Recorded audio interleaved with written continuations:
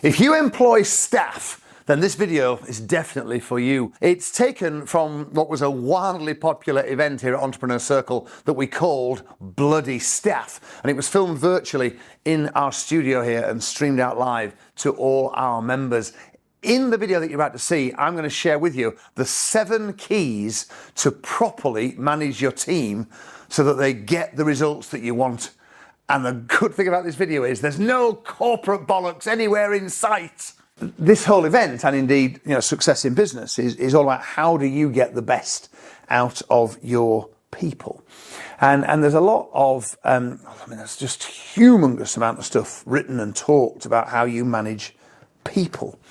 And I've got some very clear views on this, and it's a conversation that comes up quite regularly around the kind of mastermind table. You might be surprised just how many mastermind sessions are focused on dealing with people issues of some sort in a business.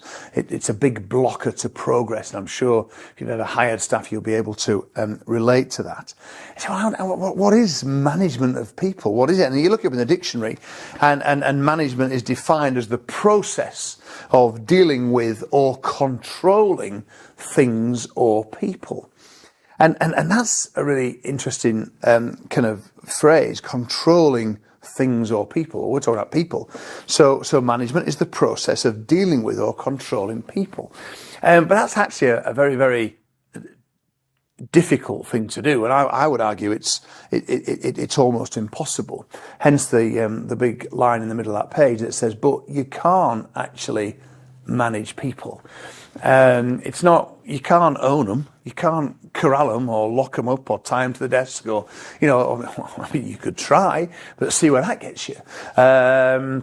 Actually, the real trick here is, as I put at the bottom of this page, is to recognize that when you're running a business and you're looking to grow and expand, what we have to do, what you have to do, is we have to achieve results by harnessing the efforts of others. And for that to happen, we can't, it's going to be very short-sighted and in truth short-lived if we're trying to rely on control and us specifying everything that happens. They're not pieces on a chessboard. What we've got to do is create the right environment, give people the right direction, give them the right tools, make sure they've got the clarity of understanding. And if we've hired the right people, we've then got to get out of the way and let them get on with it. We've got to somehow harness the efforts of others to achieve our results. And all the great teams shouldn't have actually. Someone's ringing me up. I wonder what it's. It's probably a staff complaint. He started already. Let me just bury that and get rid of that. The aim when it comes to managing your team, surely, and certainly from my perspective, is to get them on side. I want people on side thinking about their role and the business and the results that we need to achieve in the right way. And I want them to bring to the party all their abilities to help us to make it happen. And that becomes genuinely impossible to bring about if what we're striving to do is to control them. It was quite interesting, actually. I was chatting last night to my son's girlfriend, and she's got a job at weekends. She works in a cafe, and it came up in the conversation that on Sunday morning there was a staff briefing, and they were told that they were no longer allowed to have their phones on their person when they were on shift, and that the phones had to be in their coats or their jackets back of scene, that they couldn't even put them in their apron pockets. They couldn't have their phone when they were on shift, and anybody that had their phone, was caught with their phone on them on shift, would be fired. And now that's controlling behavior. There might be lots of good reasons why that needs to happen, by the way. I'm not advocating that necessarily the use of phones and when you're at work in a cafe is a good thing. But the way it was handled was very interesting, and in many ways was counterproductive, because what's happening there is the owners of the cafes they're striving to manage through controlling people, and there's a better way. And when I talk about the basics and the principles, and I'm laying down some foundations here today, which hopefully will get you thinking a little bit. And I want to start on the very next page in the workbook, and I've got a few notes that I've kind of written down here, and I've given you an outline dialogue here. Now you'll need to kind of adapt this. But when it comes to getting staff that are focused on the same goals that you are, that are striving to achieve the same things that you are, when you want a team that's mobilized together, you might want to try having, and this is you need to adapt it a little, but a conversation a little bit like this, and it would say, a conversation that would say, look, not doing this task is not an option. So there's something that we've got to achieve this as a business. This is our purpose. And, so we've got to achieve this as a purpose, and we need to work together. And I want us to agree how we get this done. This is quite a, collaborative kind of start point. I need us to agree it so that this thing can get done effectively and efficiently. So we're being really clear, look, this is what we need to achieve. We need to do this. Is this something that you think you could make happen? So I need to at least get them thinking, yeah, we could definitely do that. Great.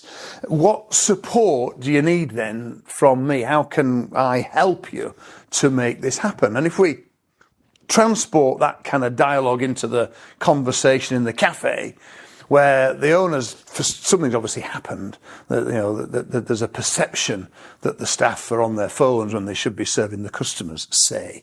And so what the guy in the cafe has done, he's gone straight down the kind of try and manage by control route and said, right, no phones, anyone on the phone, I'm going to fire. You can see straight away what that does to kind of relationship, as opposed to at a team meeting, I've got a problem. Because our busy times, we've got customers who are not getting served quickly enough. And, in the busy time, what can we do to ensure that we're absolutely optimizing the level of service so our customers are getting the experience that we want them to have? We want to be, the best cafe in Solihull. How can we make that happen? And we start to have a conversation, and someone mentioned, what about phones? Right, phone. Anyone using their phone during that? We sure. So we're all agreed that we're not going to use our phones. No, okay. So the phones will be left. But you could say you could get to the same place, but get there with the involvement of the staff, for instance. But this little template at the top of page 4, very, very helpful, especially if the way you're thinking and seeing your staff at the moment is it's a little bit like a game of squash. It's kind of you against them. We're trying to beat them, as it were, because really it needs to become much more of a kind of a ballroom dance where you're absolutely working together to get the job done, as opposed to trying to beat each other. And I, in all my experience, and again, just to be clear, because I could fill the entire day talking about all the mistakes I've made when it's come to managing and mobilizing and encouraging staff, because I know over the years I've got a lot of things wrong.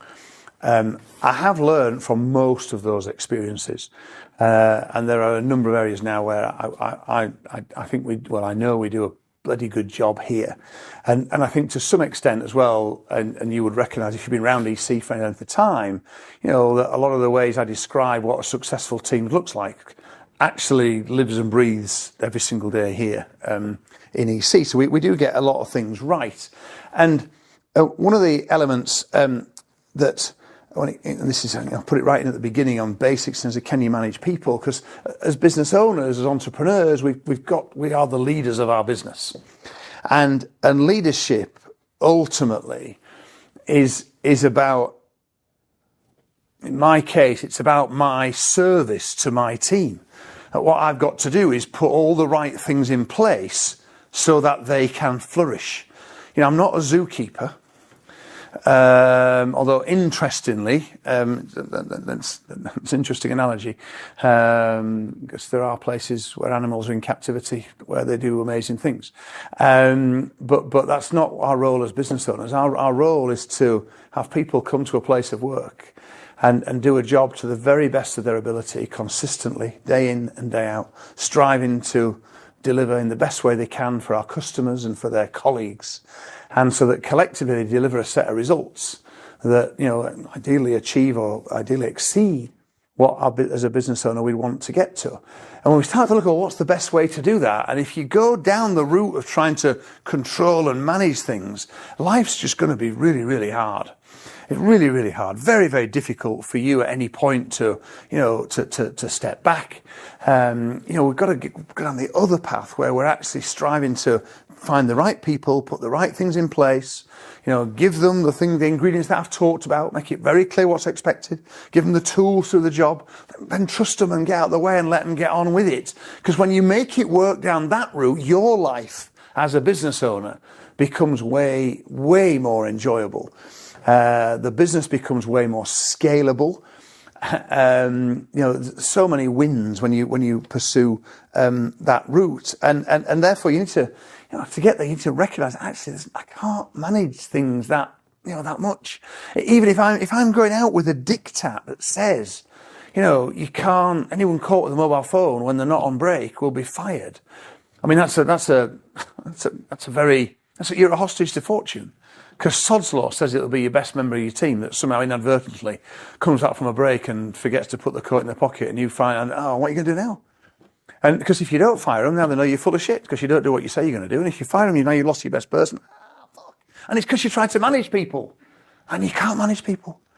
You've got to provide a little framework. Now, if the team say, actually, when we're on work and not on break, we shouldn't have our phones because we can't give our best to the business. Now, we can get the team to come up with that, and we can, there's all sorts of ways we can get them there and stimulate that conversation. But when it's come from them, different situation, isn't it? Different situation. We start to move it through. So we've got to reflect a lot on what we can really manage, recognise that it's not a great deal. All motivation for all of us comes from within. It's unfortunate because it's unfortunate for Claire because Claire is sat around the camera today. So when I move around and the camera follows me, that's Claire. Claire is not a camera person, but Claire is a very valued, very important member of our team here at EC. And when we do events like this in the studio, it's all set up and Jake runs it all and sets it up, but he needs somebody on the camera. And he's got to so poor old Claire's volunteered for this job, probably not realising what it entailed, and now she's kind of got it all. Every time we do it, so it's Claire with the camera, and she does it with a smile on her face until now. But only because therefore Claire is in my eye line because I'm talking kind of down the camera. But my point is, I can't dictate how Claire turns up to the office today. Think about it. I know things that go on in Claire's life when she's at work, but, she has all a life outside of here, most of which I know nothing about, and she'll have all the different challenges that everybody has in their lives in, every aspect from families and relationships to, the shopping she's got to do tonight and the light bulb that needs changing in the bathroom and all these different things are on her brain. Now, if something happens, Claire is in charge of Claire. Claire has access to all the switches in Claire's brain that decides when she walks through the door to come to work this morning, is she going to come through that door in an arsey, grumpy state of mind, or is she going to come with her A game? Is she going to be up for it and at it? And only Claire gets to decide that. I can't, as her manager, in inverted commas, I can't decide for that. I can't decide that. That's down to her. That's going on in her head. And I need to recognise that as a manager and a boss, and I need to help her recognise that as well. And, everybody as human beings at different times in our lives will all encounter different challenges. Life is not a bowl of cherries for anybody. Different bad stuff happens, but people get to choose.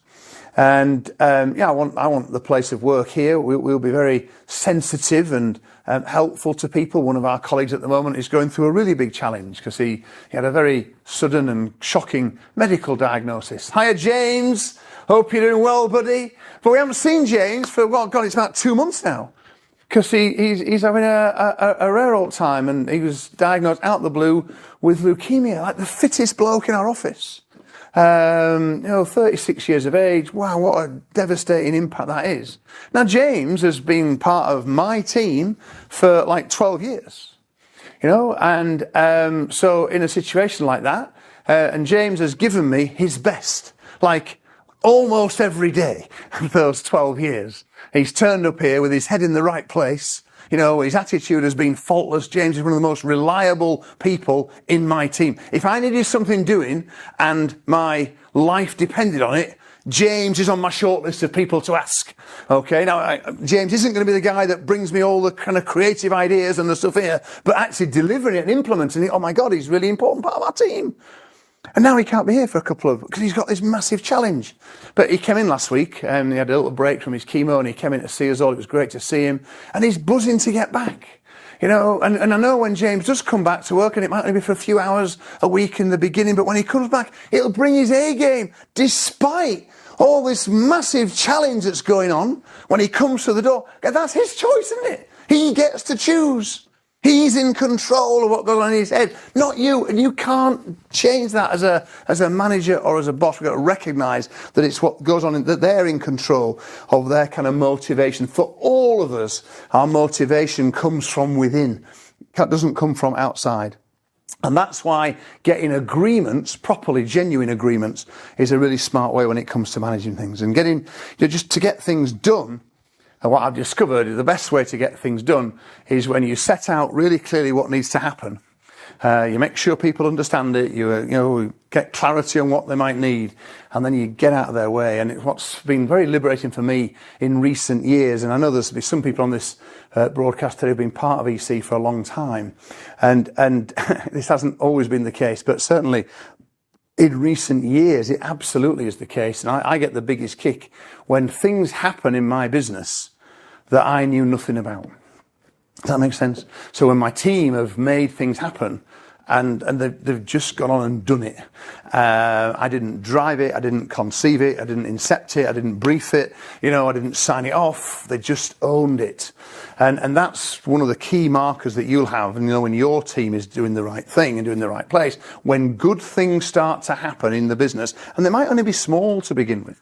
Someone in the team might do something for a customer, that creates a genuine wow for that customer. That's not in your process manual. It's not mapped out. You didn't ask them to do it, but they've done something that's made your business stand out for that customer. It might be a small little thing. But when those things start to happen, you're on the way and your path is on the right way. But the way to make that happen, you've got to get the team with you. And the way to get the team with you is to get agreement from them, as opposed to kind of governing by diktat. And on page 5, there are just 3 points I want to make on this first point about managing people.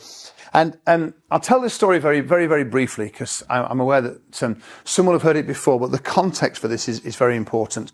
On page 5, you'll see a photograph of me, aged 9. All right, so that picture was taken in 1975, and it was taken just a couple of weeks after I'd got my very first pair of glasses. And anyone that kind of was around in the 70s will recognise those NHS tortoiseshell glasses. They were all de rigueur, and there were only 3 choices of glasses frames you could have. You can have tortoiseshell, solid black, or clear plastic.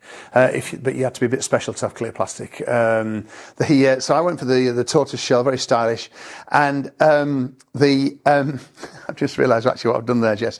Actually, you can just see how it's quite funny, actually. I've just realised that's that picture. You see that there's a little head there? Yeah. That's my sister. I've chopped her out of the picture. I'm not even sorry. So anyway, I am a little bit, Elizabeth, sorry. Right, but that picture taken when I was 9, and it was taken 2 weeks after I got my first pair of glasses. Now, and this is quite a powerful story if I tell it well, and I'll do it quite briefly today.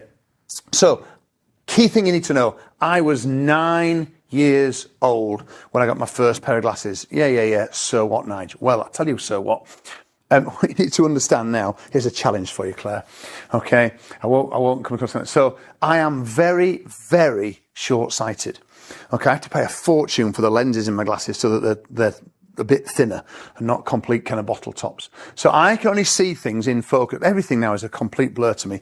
And even my hand, which obviously I know my hand's there at the end of my arm, but I can see a broad, kind of rough shape now of it. But I only start to my hand comes into focus like there. All right, that's how short-sighted I am. So I can only see things in focus. What's that, like about 6 inches or something? It's like really, really close. So I have got very, very poor eyesight without glasses. I mean, glasses are, from my perspective, the greatest invention man has ever made. My life is completely different. If I didn't have glasses, my life would be just so massively diminished, it would be untrue.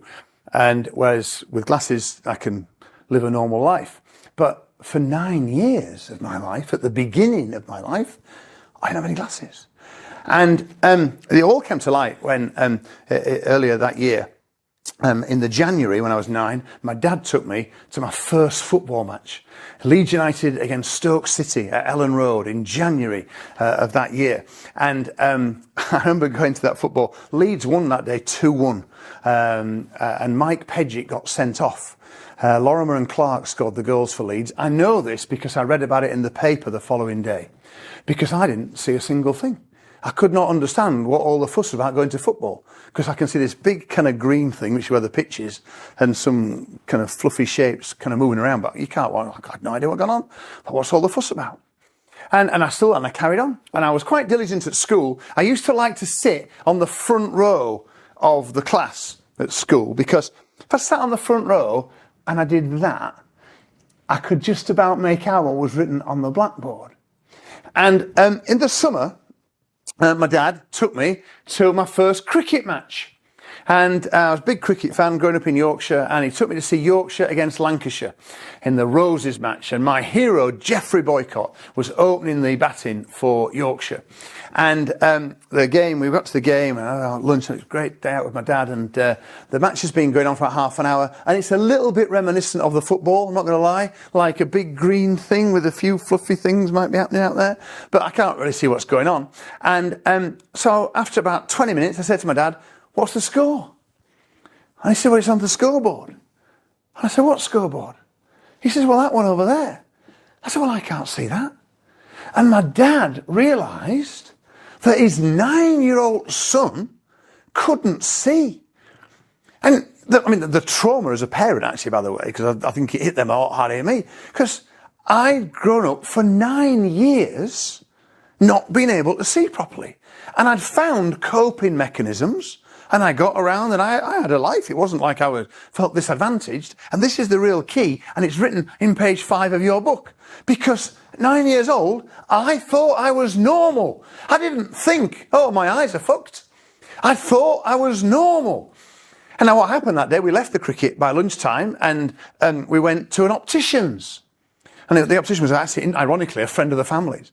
And long story, I had an eye test, and I got a first glimpse that day, that Saturday, of what life might be like. And the following Saturday morning, I was at home watching Multicoloured Swap Shop. By the way, what I used to do, I won't do it now because Jake will have a heart attack, he won't be able to work with the cameras. But I used to lie on the floor with my face like a foot in front of the telly. That's how I used to watch the telly, because anyway I could see it. And I'm lying on the floor watching the telly when there's a knock on the door, and Mr. Gosha, the optician, arrived with my first pair of glasses. And I will never ever forget as long as I live now, because this is almost nearly 50 years ago. This is the spring of 1975. And Mr. Gosha stood in my lounge at home, and he put the first pair of glasses on the end of my nose, and my life changed forever.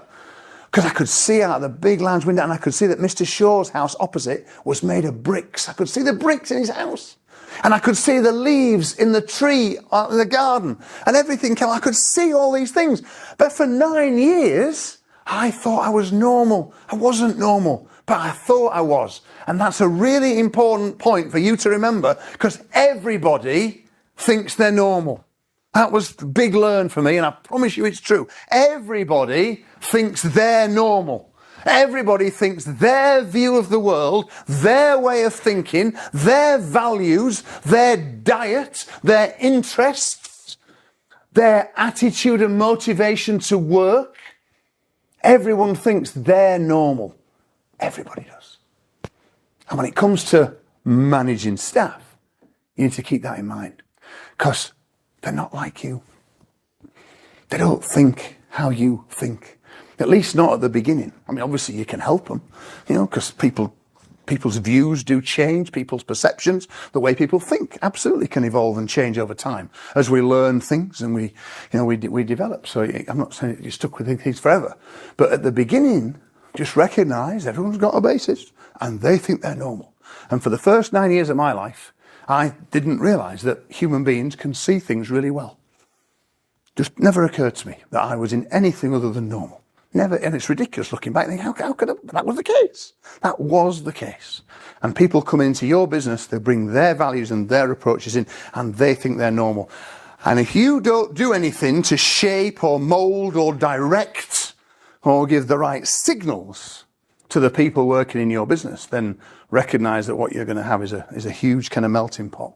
And similarly, when it comes to people's drive and motivation, you need to recognise that it is in there. It's down to them, but recognising and remembering that their view of the world is what they think is normal. So there's no point. It's not helpful. Well, it might be helpful in the very short term for you to get a bit angsty.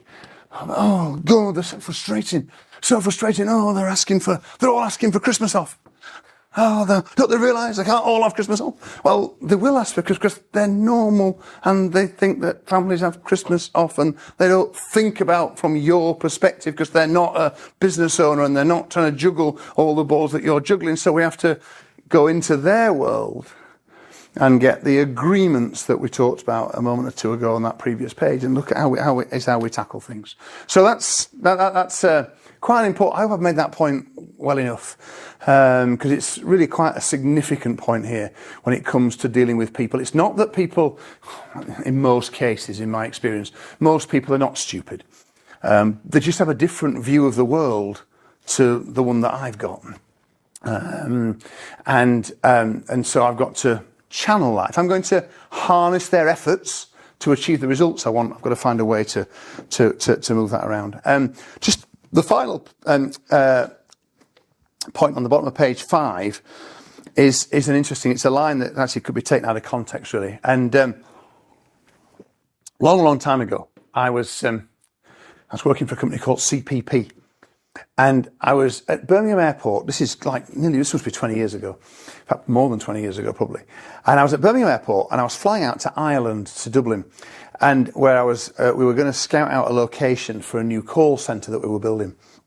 And I was flying out on my own, and I checked in for the flight, and I had about 90 minutes to kill. And I was browsing the bookstore in W.H. Smith's at Birmingham Airport, and I saw this book called First, Break All the Rules. And it was in the business section, and it kind of quite appealed to me. I guess, a bit like Jess, I'm a bit of a maverick. And I thought, and I picked this book up. It's by a guy called Marcus Buckingham. And I bought this book at the airport, and by the time my plane landed in Dublin, I pretty much read the whole book. And it's a really, really interesting book, and it's about getting the best out of people. And it was really interesting. I showed a little flip chart in here, because the big takeaway I took from this book is there's this little exercise it suggested you do, and it said write down in a column, write down the names of all the people in your team and rank them in order of performance and importance to performance of the individuals. So you put the best performers at the top, and you go down in order, and you write the whole team down with the poorest performers at the bottom.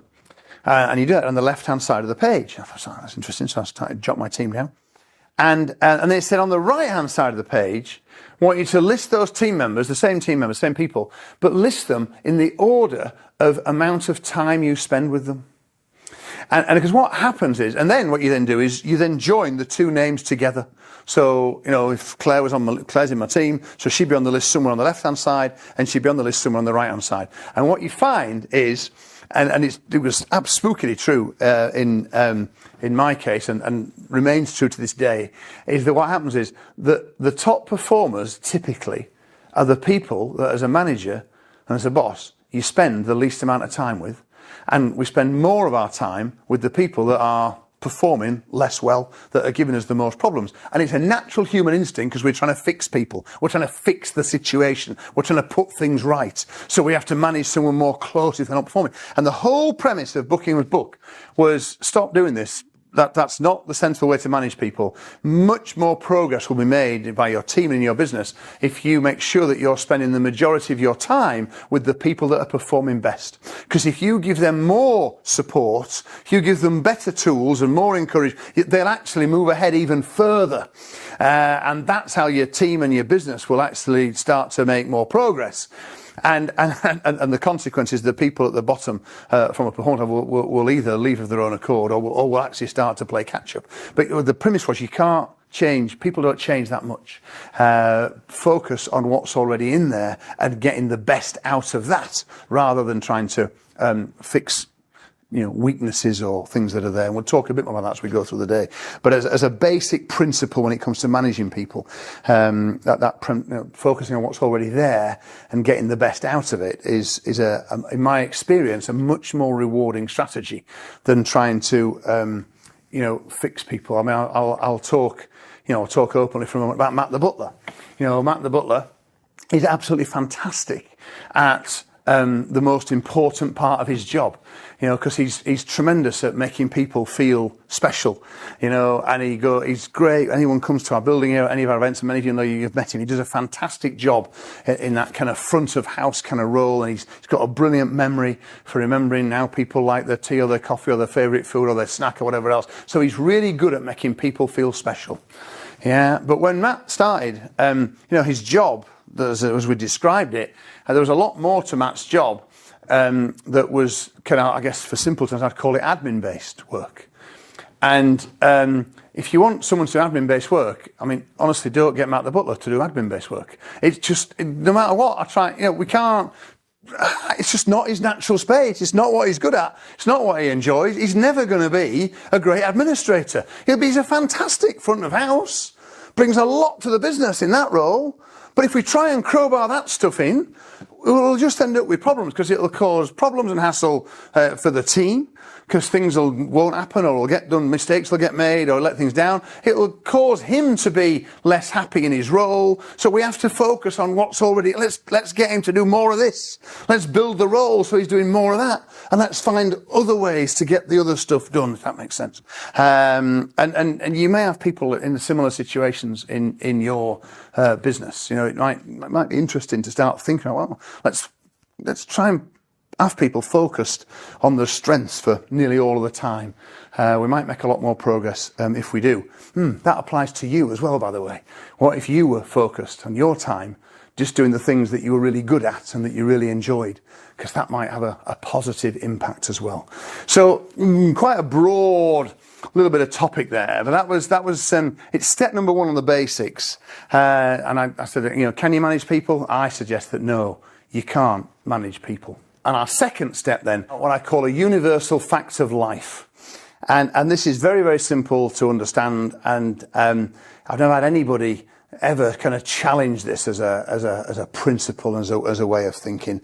And it says at the top of your page there, universal fact of life, and the most important principle in the world when it comes to managing people. And I make no apologies for making such a bold, brash statement. So on page 6 of your workbook there, it says very clearly, you get more of what you tolerate. You get more of what you tolerate. Nowhere in life is that more true than when it comes to staff. All right, and to managing staff. Whatever you tolerate, you'll get more of. If you allow people to wander into work a bit late, that may or may not be a problem to you, but I promise you, if you tolerate it, it'll happen more often. Doesn't matter what it is, if you tolerate it, you'll get more of it. And so you getting clear on what really matters will potentially play a really big part here in getting the team to where you want them to be. I got myself in a situation a few years ago where I was actually quite unhappy at work, which is all down to me, therefore, because after all, it's my business. I've created this thing. But I started I had a little period of a few months, and it's only ever happened once in all the time that I've had my own business, which is a long time. I had up towards 20 years. And only for a few months have I felt as I was feeling at that time. And I used to wake up in the morning, and this was an alien feeling to me. And I wasn't looking forward to going to work. In fact, it got even worse, if I'm honest about it. I used to come into work and like really work really hard to never leave my office. I didn't want to be going out there and having to talk to some of the people that were a part of our team. And at the time, we had quite a big team. We had nearly 100 staff at the time. And I did realise, because I've been around the block enough times and I didn't know this, I've got to do something about this. And what I'd done, we built this team very quickly. I had I'd stepped out of the recruitment process. I hadn't been involved in it.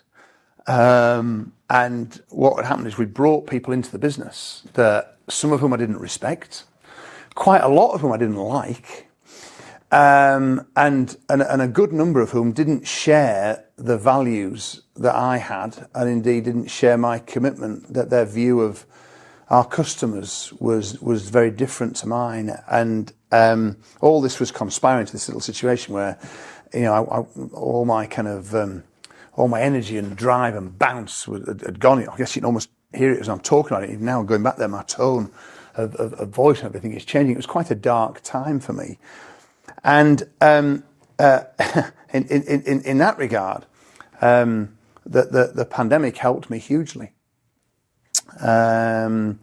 Because the pandemic came and I realised very, very quickly that I needed to take some decisive action. And long story, because this was our, for those who've been around, our agency team, our Ludify team to a large extent, and I used under the cover of the lockdown, effectively, we closed down that part of the business, and all the people went with it, and what's happened in the 3 or 4 years now since then, that, because you only really, I think it's like anything, isn't it, in life? We know this to be true, although we have to experience it ourselves to really know it's true, is that we only ever value something once we haven't got it anymore. I think that's what happened, because for many, many years I had a really, really great team, and I used to, who fueled me, who used to inspire me. I used to love going to work. And then I had this period when it was exactly the opposite, and you realise how valuable what you had was and how you've somehow lost it, let it go. And the trigger was the pandemic, and I was a little bit opportunistic, but I used it as a lever, because it should have happened anyway, but I used that as the lever and dealt with it. And then what's happened since, and then we got it back. And for the last 3 years, everything that I could I'm fueled by my team in the office, and they all understand what our values are. They all know what we stand for. And I'll talk a bit about that in a few minutes as well. They know what we'll tolerate in our business and what we won't tolerate. And the lines are pretty black and white, is the truth of it. And it happens and it comes over time, but it starts with you as a business owner understanding where your red lines are, if you want. What will you tolerate? What won't you tolerate? And the more conscious you are of it, the better your chances of moving your team in the same place as you are. So many of the problems that people have when it comes to staff are because they have tolerated typically for a prolonged period, stuff that they shouldn't. It has to be grasped and dealt with, and that's not about arbitrary firings of people, by the way, but it's about addressing issues when they happen and when they occur. And it's a really important step when it comes to getting a really great team that are working with you to achieve the goals that you want to achieve. And so it's worthy of note as a very important step. Number 2 on our list is the universal fact of life. So number 3, I'm very grateful to a guy that some of you will know, a chap called Peter Anderton. And Peter is an EC legend. He's been part of EC for a very long time. Keeps himself fairly under the radar. Not one of our most higher profile members, but really very, very skilled, very, very smart guy is Peter. And Peter's written a book actually called The 2 Rules of Leadership. And he's got a really fabulous TED Talk actually, which has been viewed like millions of times. It's a really popular TED Talk called Great Leadership Comes Down to Only 2 Rules. And so I give Peter the kind of credit that he is due for these 2 rules. And I want to just talk about them a little bit, because I alluded to leadership in the first part of this event today, and I need to just dwell on it for a moment or two longer here in section 3.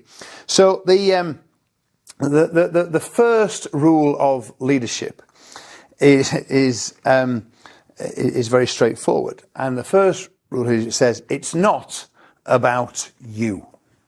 All right. It's not about you. It's not about your status and your role as a leader in a business, as a business owner. What it's all about is your ability to make things happen, to achieve results through harnessing the efforts of others. And as I said earlier, the leader actually is there to serve the team. And we serve the team by giving them direction, by giving them the resources, by ensuring they've got clarity, by giving them the right support and all the ingredients they need to make things happen. So it's not about you. Remember Simon Sinek, his second book is called Leaders Eat Last, which kind of plays to the point there. And then the second rule of leadership that Peter Anderton has very helpfully kind of codified for us. The second rule is it's only about you. Oh, what's that mean then? That's a bit paradoxical, Nigel. How can it not be about you, but it's only about you? Well, because, of course, how you behave sets the tone for everything. And so it is your behaviour and your response to situations and things as they occur that impacts how your team feel, how they experience things, how they think about certain things. So your behaviour becomes critically important in not making it about you. Does that make sense? It's hugely powerful when you start, when the penny kind of drops and you kind of get this, things really start to fall into place. And you see, I put some notes down the bottom of page 7 there, and by the thinking emoji. And I said, look at anyone's team, and you can see how good they are at leading. Isn't that interesting? Look at anyone's team, and you can see how good they are at leading. Now, at one level, that's a little bit simplistic, but broadly speaking, it's pretty accurate and okay, is that, you know. So that means you could look at your team. And if you, because you know more about your team than anybody else, if you look at your team and you have any kind of sense of frustration about any part of it, well, then that falls back onto you then, doesn't it? Because as leaders, all of us get the team we deserve, certainly over a period of time. You know, if you're thrust into a situation on day one, you've inherited the team, but 6 months later, this point starts to become true. So if you want to know how good you are at leading, well, then you need to look at your team. And if you've got a team that's constantly giving you grief, if a team that's constantly causing you frustrations, if you've got a team that's not performing to the level that you feel they ought to, well then it's only about you and how you're behaving and how you're responding to that. And that's quite at one level can be quite a tough thing to get your head around. But if we go back to the principles that I'm trying to join up here, well, you know, management is all about achieving results through harnessing the efforts of others. Then our ability to do that properly is what defines us. And if we're getting the results, maybe it's not all their fault. Maybe some of it is my fault.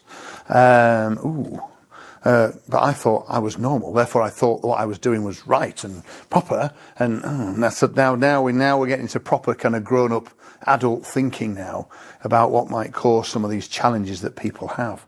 And I'll talk to Donna after the break about it, because obviously Donna, a lot of her time will be spent with quite extreme cases, because often people will get Donna involved when the tribunal claim has been filed, or when the grievance has been lodged, or, something's gone on.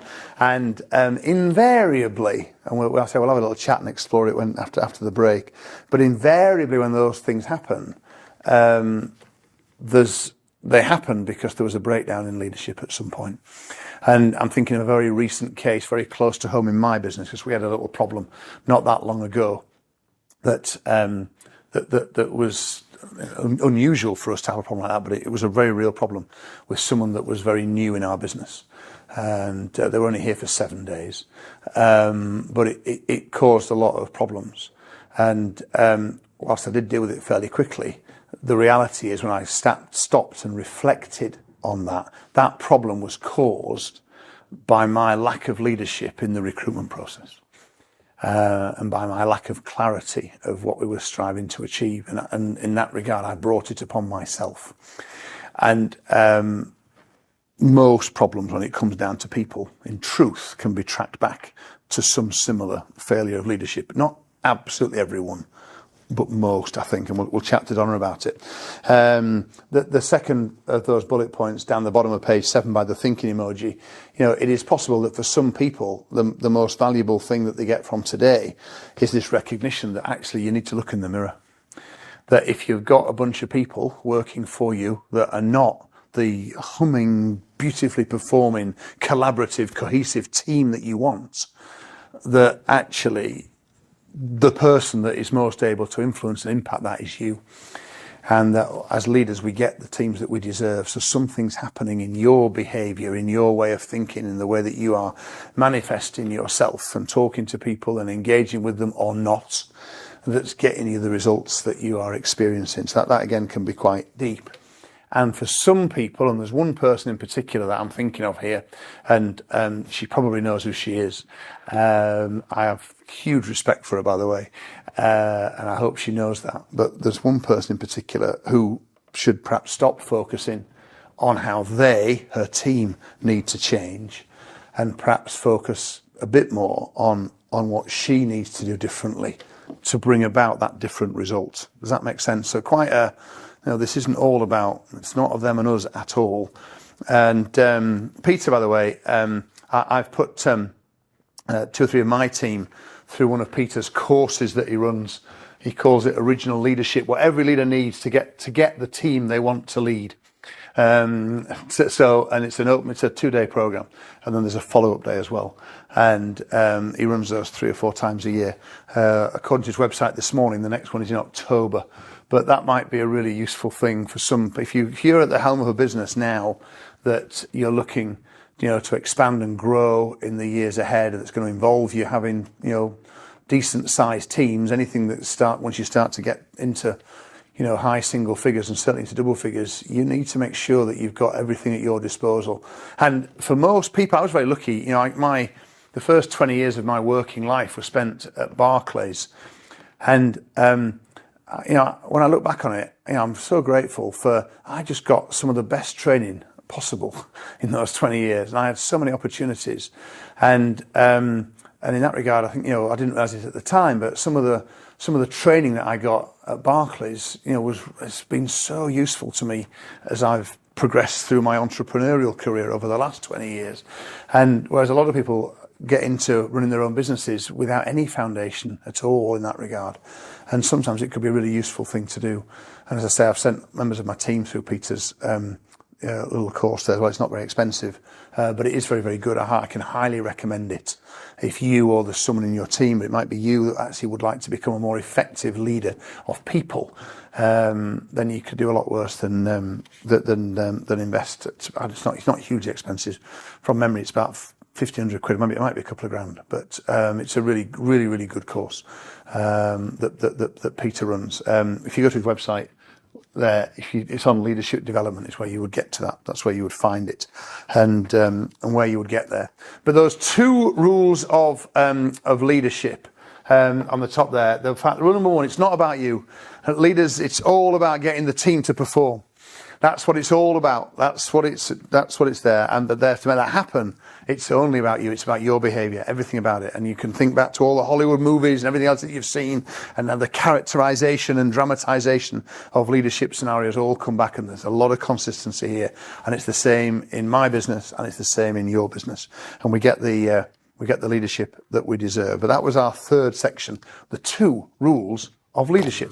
Sorry to interrupt myself, but if you enjoyed this video, it would really help us out if you liked it below and just click subscribe. Oh, and if you're a business owner and you want even more content like this, then you should become a member of Entrepreneur Circle. You can try it out completely for free just by clicking the link in the description, and you'll unlock instant access to a treasure trove of business growth resources. There's templates, there's tools, there's training, there's lots more. Just click the link in the description and I'll see you on the inside. Now, back to me. Number 4 in our list, the worst number in business. This is a real quickie, but it's relevant again when we're talking about people. So on the workbook here, you'll see the worst number in business is, and I haven't put the number in there, but I'm sure you will instinctively know that the worst number in business is 1. Anything where you've got a dependency on a single person is precarious at best as a business owner. And so when we're looking at building our team and getting our staff aligned in the right way, what we've got to make sure we avoid, if at all possible, is creating dependency. I'll talk a little bit later how, a useful kind of way of looking at staff is that they'll all leave at some point, right? I mean, that is the truth of it. We will all leave our own businesses at some point. It might be in a box. I might be carried out, for Christ's sake. But at some point, I'm leaving my business. I'm not planning to leave anytime soon. You're probably not either. When it comes to your staff, they'll all leave at some point. And what you want to make sure is that, when they do, they don't leave a big bag of problems behind you. And one of the hardest problems to deal with and cope with is when you've had somebody in the team who took responsibility for a particular part of the business and everything was on their shoulders and only them did it and only them knew what happened and how it worked. And so you've got a dependency. And so you'll want to, and I work quite hard here to make sure that we haven't got dependency. And it's an ongoing thing, by the way. It's kind of a bit like the fourth row, but it never stops kind of being looked at this, because in a business like ours that is moving and developing and iterating, there's always new things coming along. So how do I avoid creating dependency somewhere? And you avoid that by putting in place the right kind of systems, but making sure that you've got some kind of coverage. And in some instances, you do it by making sure you just have to have more than one person. I mean, I'd never have a sales team with one salesperson in it, because if I lose that salesperson, who knows what could happen? They may not resign, or all sorts might happen. They get ill, or they have an injury or something. But all of a sudden they can't work, and you've only got one salesperson, then you've got no sales. So I need more than one sales. I better work out a way to make sure that I've got multiple salespeople, because I'm removing the dependency. We've got a project underway at the moment. One of our challenges in our business is a lot of our technical elements of our business, of which there are many. We've got Tommy. You saw him in the intro to today's video. Tommy the hacker. Very, very valuable part of our business. We love Tommy to bits. He's a really key member of our team. But there's just a few too many things that only Tommy knows about. And we've had very open conversations, and we've got files and access and permissions and everything and stuff, and I'm less concerned about, I know I'll be able to get access to everything, but actually I'd still like a greater spread of knowledge, for instance, so I wouldn't have the dependency should anything happen to Tommy. He had a little car accident a few weeks ago. Thankfully he was all right. It's not a major thing, but what if it had been a more major? What if I'd lost Tommy for a few weeks or a month? No, I've got to remove that dependency. That's part of my responsibility as the business owner, is to remove that. Yes I am. Well, it would be foolish of me if my strategy was just to cross my fingers and hope for the best, because at some point something will go wrong, and that's a very foolish approach to these sort of things. So we want to be removing dependency. When I'm looking at the basics here, I'm flagging it because I want you to be thinking about your business and where have you got dependency, because eliminating that is a really smart thing to do. It gives you a resilience and a robustness.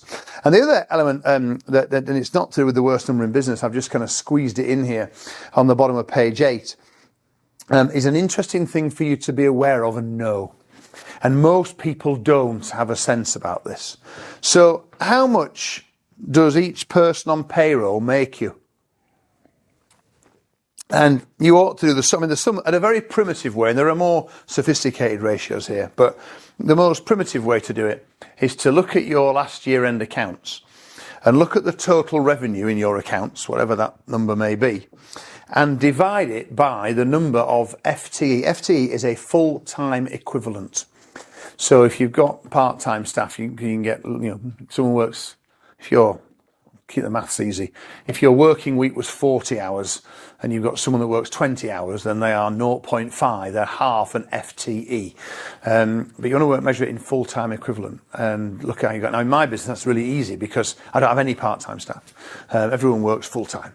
So I know how many staff I've got. I know what my revenue was last year. I can divide the revenue by the staff and I get a revenue per FTE. And that's a useful number to know when it gets to recruitment.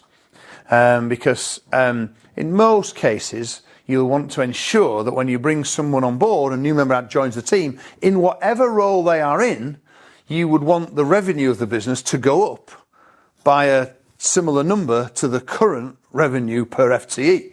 Because otherwise, if it doesn't, then what's happening is it's bringing your profitability as a business down. And it will be a rare thing, there are situations when it's the right thing to do, but it's quite rare when you would look to expand your workforce, your team, in order to diminish your profitability. You'd want to try and do it, at least over the medium term, it's going to increase your profitability. And there is some critical mass, in most, in lots of industries and sectors. It's quite difficult as an individual person, that there's a natural, if there's only you working in your business, you've got no help whatsoever, then there is going to be a kind of a natural cap or a limit on the revenue that you could generate when there's only you.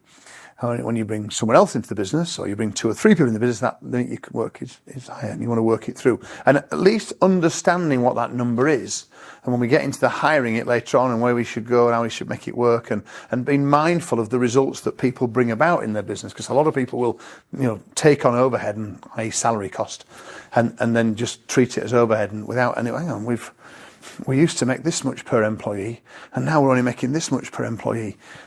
We've got to get more efficient and more effective. We've got to get back to something close to where we were before. So it's an interesting number to be aware of.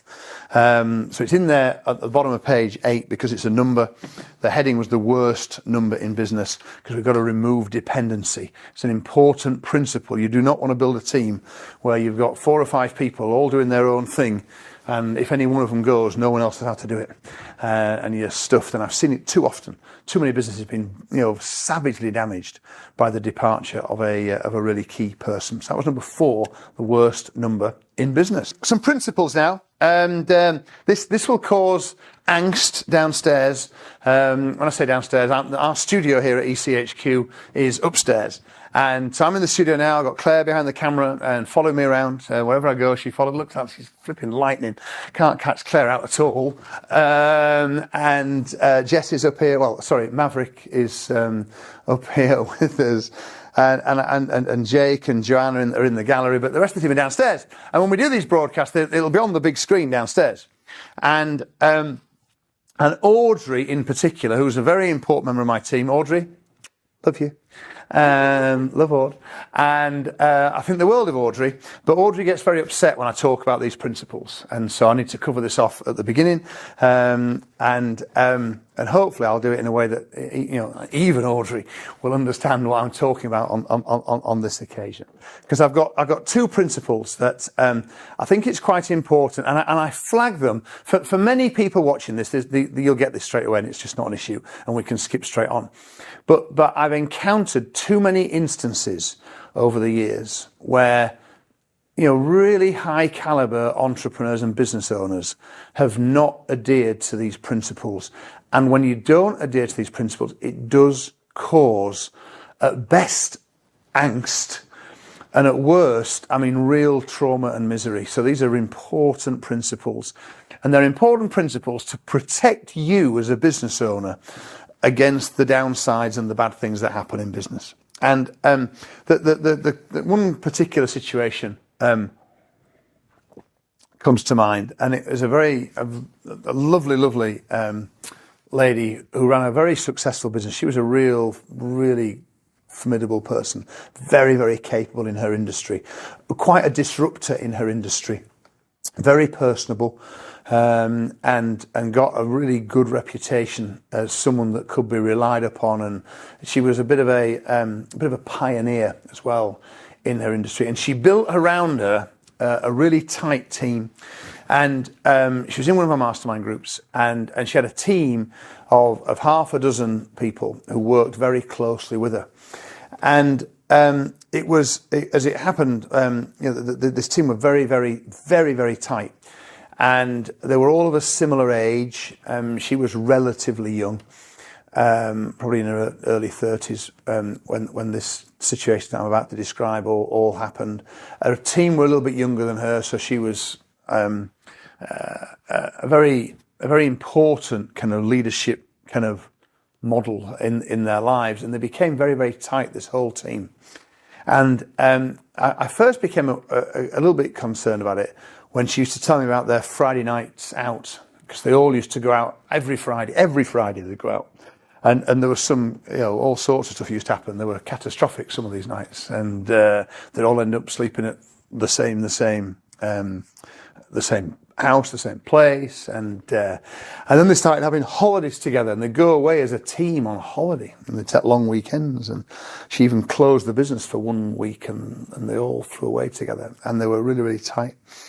And you probably know where this is heading, because then it was in fairness, it was a few years, 3-4 years down the line, but then things went awry, and there was a really big fallout.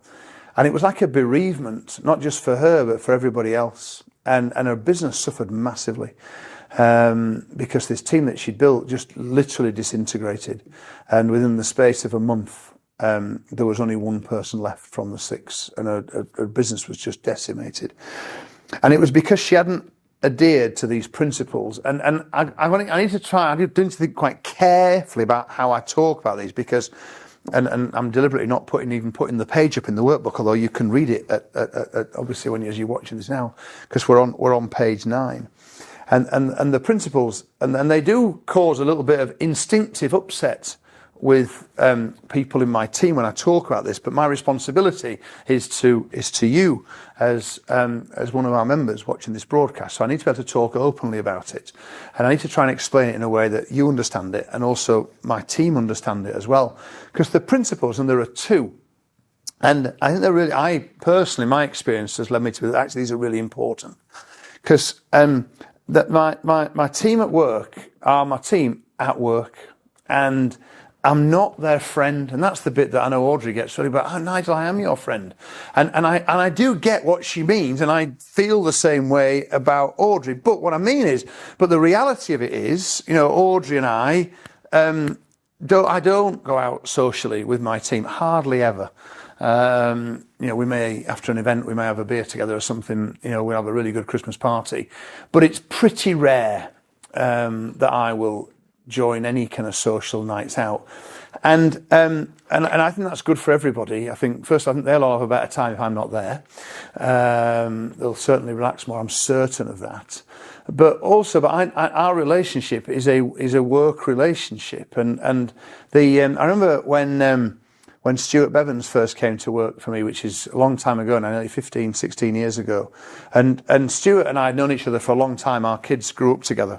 So I knew him socially. And long story, a few things happened, and the situation presented itself where Stuart was quite keen to come and work for us. And Stuart and his wife came round to our house, and we sat down, with Sue and I and Stu and Lorna, and we had a conversation about it. And I said, I can see how this could be a really good thing. I said, but Stu, if it goes wrong, I will have to fire you.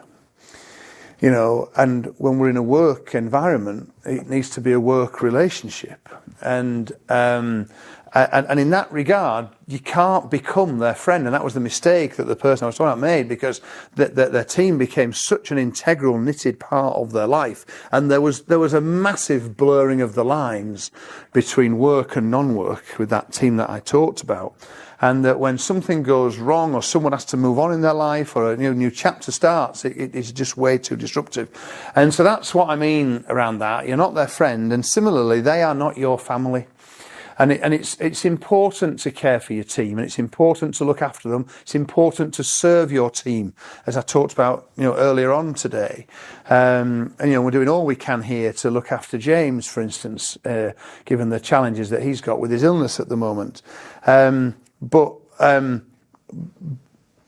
there is a line, and it's just really important that you line. And the little comment underneath it is a Kennedy quote from Dan Kennedy. And I remember Kennedy telling me in one of the mastermind sessions that I was in with him, and he said, they're not your family, Nigel. They won't be visiting you in the care home when the paychecks stop coming. And actually, whilst it's a little bit dramatic, I think it's not unhelpful, and that's why I printed it in the book for you, because there needs to be an appropriate amount of distance. And I believe that it's absolutely possible to get this right.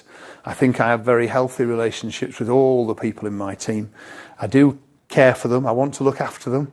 But I also know that one day I might have to fire them. And therefore that's really important. And it's my responsibility to maintain that right amount of distance. Because the business is more important than any single kind of relationship with somebody in it. This isn't a social club in any business. It's not a social club. We can have a good time when we're here, but that's not the purpose of being here. It's a place of work. And again, it's about getting those agreements that I talked about right at the very beginning and having the right standards. And Audrey, if you're watching this downstairs, I kind of know that you are Audrey. Audrey, I am your friend. But not actually in the church. And Audrey knows that as well. If Audrey stopped selling, she'd have to stop working here. And that's why there needs to be a little bit of distance. So I hope that makes sense. There are a couple of principles there. And in the next bit, we'll look at some requisites. Let's do that now, shall we? Okay, so section number 6, my 3 requisites. So this is the 3 kind of requirements when I'm looking to build my team. And I had this thought this morning, and I didn't have time to do it this morning, but I wish I'd gone back and looked at how many people I have hired since I started my business. So my business started in 2003. Interestingly, Audrey, who I was talking about just a few minutes ago in the previous section, Audrey was one of my very first members of my team. She wasn't the absolute first, but she was like member number 2 or 3. And when the business started a long time ago. And but I've recruited, literally hundreds of people have worked for me, and at the moment now we're a team of like 38 people. So in that regard, over the last 20 years, hundreds have come in, 38 remain. It's not great statistical odds. Audrey, you've done amazingly well. It's fantastic. So let's look at why. And there's lots of reasons why. Just to be clear, we've had lots of good leavers. We've got at least a dozen EC staff members who now run their own businesses.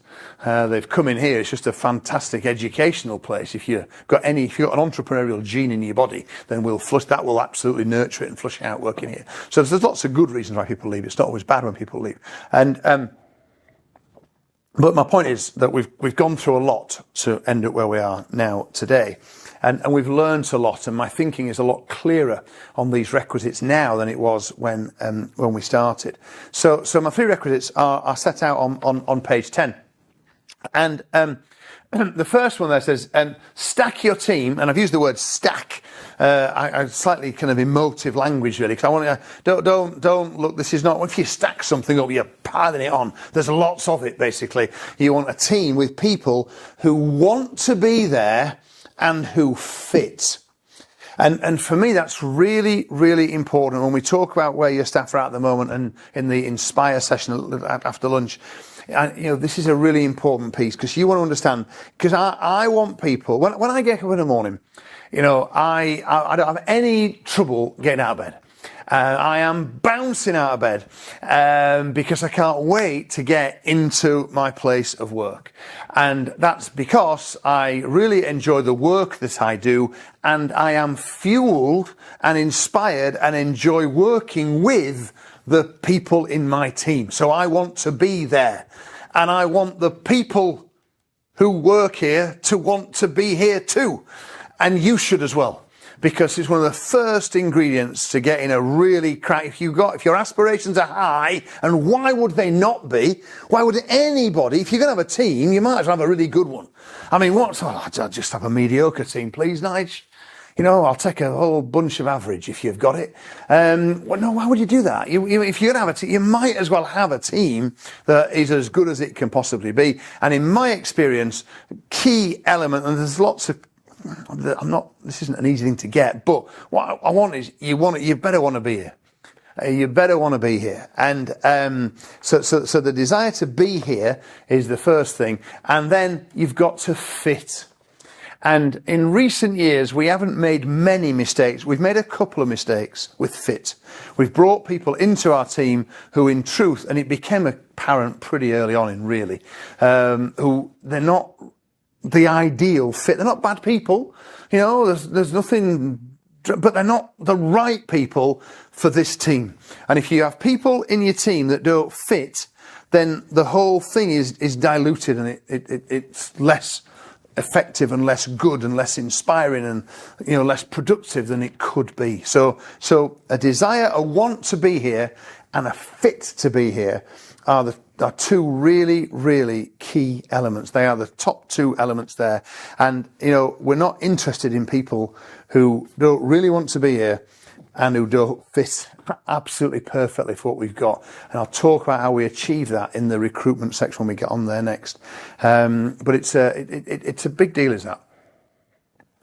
It's a really big deal. The second requirement then is that as the business leader, as the owner of the business, you have to be prepared and to actually eject the people on your team who are not pulling their weight.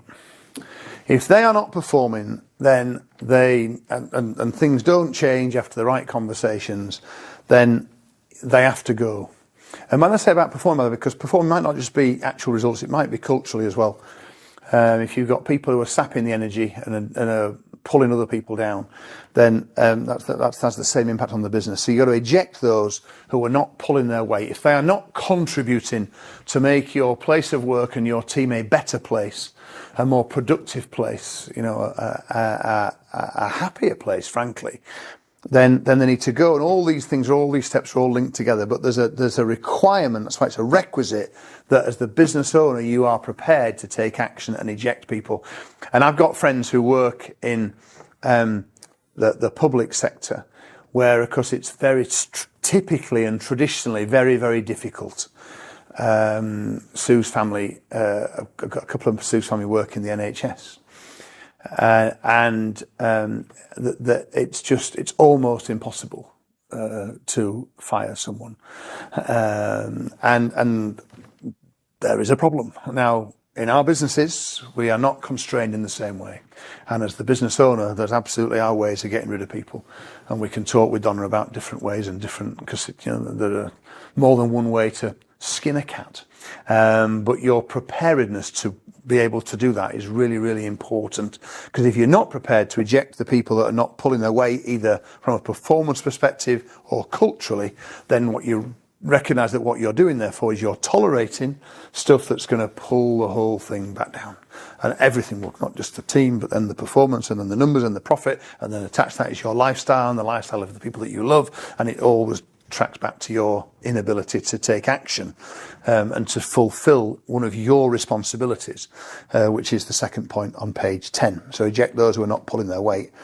And then the third requisite, and this happens manifestly when you crack the first two, but the third requisite is that you make sure that everyone knows that you will jettison excess weight, as it were, that you will get rid of people that are not performing and pulling their weight, that you will get to it. And that's really important as well, especially if what you strive towards and you have on your team are what we would call high performers. Because for high performers to have confidence in you, they've got to know that you won't tolerate poor performance. Because if you tolerate someone coming in late or swinging the lead or not doing a great job, I promise you, over a period of time, the standards in the business will start to gravitate towards the lowest common denominator. And that's just human nature.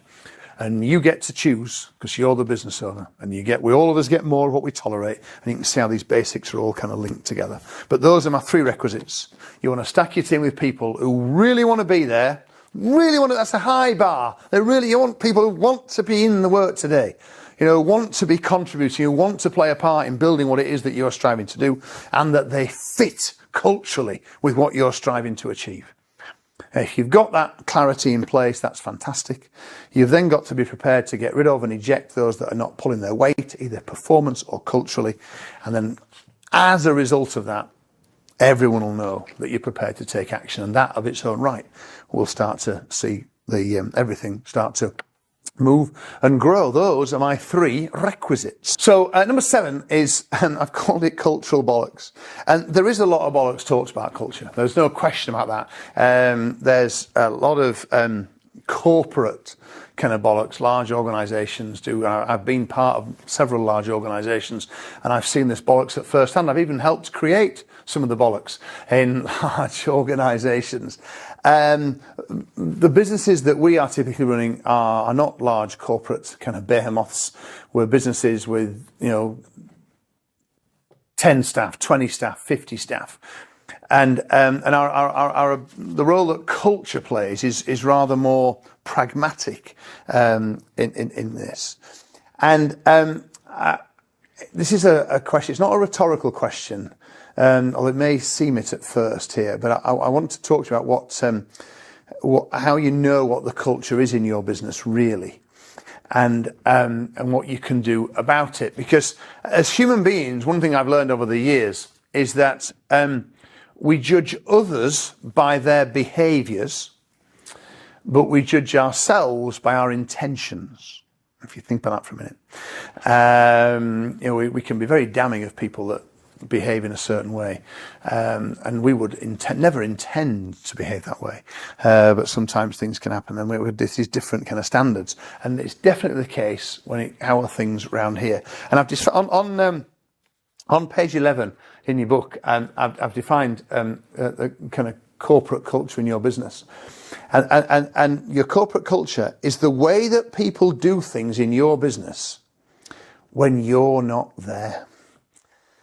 And that's the kicker. All right. It's what happens in your business when you're not there. We will all have been to restaurants when midweek in particular, it tends to happen. So you go to an independently run restaurant and you just know that the manager or the owner is not on site tonight because things are just not quite on point. The greeting when you got there wasn't as precise and as it should have been. The service isn't as good as it goes off. Because the culture in that restaurant is different when the boss is there as opposed to when the boss isn't there. And to some extent, that is true in every business. I am under no illusion that, if things will be a little bit different when I'm not there. And I've got to decide which bits I care about. So if I'm in the office, our working hours, Monday to Thursday, the office hours here at EC, and it's 8 till 6. And it's very, very rare that someone is late. I don't have any issue with lateness coming in the morning at all. But it's a long day, 8 till 6. There's only 4 days though. Got a 3-day weekend every weekend. That's lovely. But I know when I'm not here that there'll be a little bit of sneaking off before 6 o'clock. 10 to 6, 5:45. Do I care? No, I don't care at all. I honestly don't care. Really don't care. I care less about the time that people put in and much more about the work they do and the impact they have in the time that they're there. And it doesn't stress me at all if people leave a little bit earlier, providing that the things have got done today. I'd get really pissed if people went off home leaving stuff that should have been done, especially if it was letting customers down. If we've got things that haven't been responded to, that will be a massive fucking deal. And I think everybody knows that. But if it's all done, it's all under control, actually, why would I worry? But you've got to recognise and understand what's happening. And that can be difficult because by definition, when you're not there, it can be quite hard to see it. And interestingly as well, I've learned more about what happens, not because we have cameras in our office. They're there as a genuine crime prevention thing, but it's quite helpful. I'm not going to lie. And I can look at the cameras anytime I want on my phone. I can get my phone, have a look at the cameras. I don't get my phone, look at the cameras. I don't need to get my phone, look at the cameras. But it was interesting that we had a little incident. We had a stealth burglary in the EC offices a few months ago, and it was a day when we were running some events. It was one of our masterclass events was happening down the road at the NEC, and we only had, I think there was like 4 members of the team that weren't at the event, so they were in the office. And long story, this bloke crept in through our front door and crept upstairs and helped himself to a bit of equipment from our studio, and then he crept out again. And so we discovered this stuff was missing, and we got on the cameras and CCTV. One of the things we noticed was the 4 people in the office that day sneaking out, 20 to 6. Oh my God! I left 20 minutes early. I don't give a shit because they were getting their work done. It's not a big deal. I'm not making a thing of it. But the cameras helped me find out that that's what's happening. But what's happening in your business when you're not there is a really kind of important piece. And to help define the culture and in our business, I put some graphics up on the wall, and there are 2 graphics on. These are both photographs on page 12 of your workbook. They're both photographs of opposite sides of the main EC office. So you'll see if you come and see us ever. Our office is here, and the bottom image, first of all, has the kind of 10 words that tell you all you need to know about what it takes to be successful around here. And they're in 2-foot high letters across that wall. You can see it on page 12 there. Do great work, not do okay work, not do the best work you can, not do average work, do great work. So the bar's set. We need to do great work. That's what this is about. Do great work, give a shit, which in many ways is the secret sauce at EC. And because that's how, I know if people fit, the extent to which they actually give a shit about our customers is really, really important. So I've got to do great work, give a shit, and don't be an arsehole. Everybody, by the way, is an arsehole occasionally. The biggest arsehole in our business is the one talking to you right now, actually, because there are occasions when my behaviour has been and can be arsehole behaviour. It's true for everybody.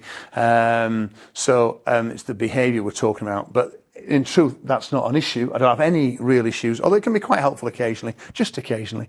Someone holding me up, I'm going, is this arsehole behaviour, Nigel? What's our values? But our values: do great work and give a shit. Now that's really, really helpful, and that's helped me in a lot of conversations, because if something's not quite where I need it to be, in fact, I had to give some feedback yesterday to someone who'd written an article for the Circular, which was not great work, but it was helpful that I could just peg my comments to such a clear statement of what the culture should be around here. Because actually, it wasn't completely dreadful, but it wasn't great work. And here's how we can make it great, and we'll get a better standard going forward. And then the second message, which is on the other side of the room, is this one. It's your job to always be asking, is there a better way? And in my business, that was really important to me, because the thing I will not tolerate and I abhor is people doing things that they know are stupid. But they do them because it's how it's meant to be done around here. It's what the process says. And that's my pass as a business owner. Because actually, listen, if there's something you got to do that you think is dumb, or there's a better way, it is your job to make that change. Have that conversation, raise it, escalate, do whatever needs to happen. But we don't do anything because that's how it's done. Because that bit there is what requires if you're going to work for my team, now you've got to want to be here, and you better fit, and you've got to bring your brain with you into work. You cannot leave it in the car park. You've got to bring your brain with you. Was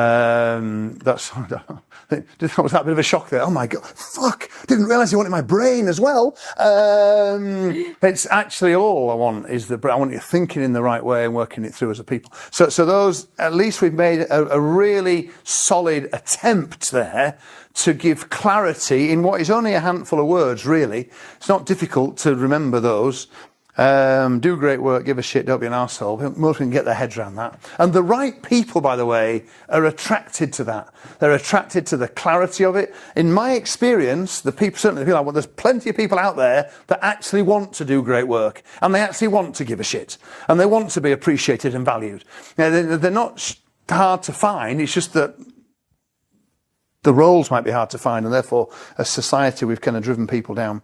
But they're important elements. But it's what happens when you're not here that really defines your culture, and you may not have thought about that, and you might want to give that some thought going forward, and you might want to look at how can I find that out? How can I work it going forward?